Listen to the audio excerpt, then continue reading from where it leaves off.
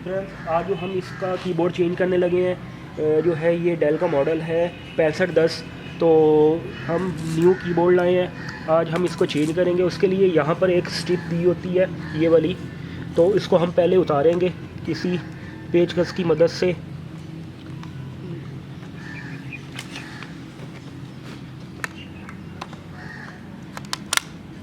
इस तरीके से हम इसको उतार देंगे, ठीक है। ये उतर गई। उतारने के बाद फ्रेंड्स जैसे ही हमने स्ट्रिप ओपन की उसके नीचे जो है पेच लगे हुए हैं, तो स्क्रू ड्राइवर की मदद से हमने पेच को ओपन करना है।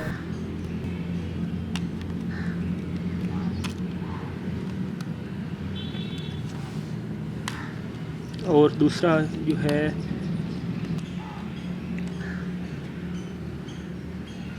उसके बाद हम इसको उतारेंगे किस तरीके से।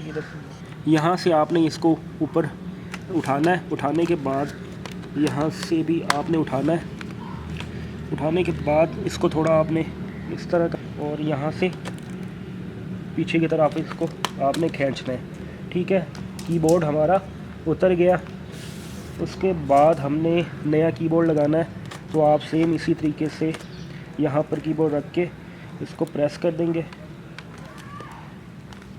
प्रेस करने के बाद यहाँ से भी आपने यहाँ लॉक लगा देने इसके, और दोबारा से अपने जो है पेच यहाँ पर लगा देने हैं जहाँ से पेच उतारे थे।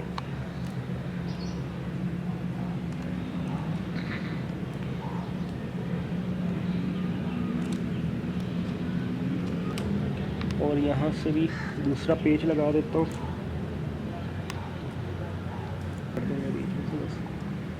लगाने के बाद जो ये स्ट्रिप हमने उतारी थी दोबारा लगा देंगे।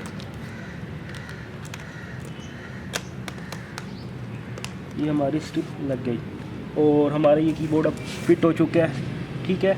तो इस तरीके से हमने कीबोर्ड जो है लैपटॉप का चेंज करना होता है। हमारी वीडियो आपको अच्छी लगी हो तो हमारे इस चैनल को सब्सक्राइब करना और हमारी इस वीडियो को लाइक करना मत भूलिएगा। मिलते हैं नेक्स्ट वीडियो में। अल्लाह हाफिज़।